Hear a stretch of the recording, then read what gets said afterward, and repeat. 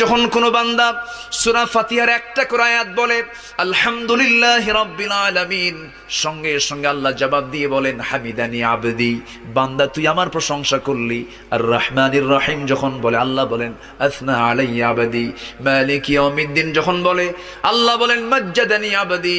এরপরে যখন বলে ইয়াকা না'বুদু ওয়া ইয়াকা নাস্তাঈন পর্যন্ত যখন বলে আল্লাহ বলেন বান্দারে তুই আমার কাছে কি চাস, প্রাণ খুলে চা রে বান্দা।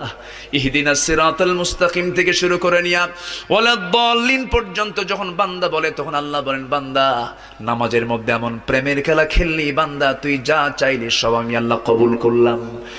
ওই বান্দা যখন রুকুতে যায় আল্লাহ তখন অস্থির হন।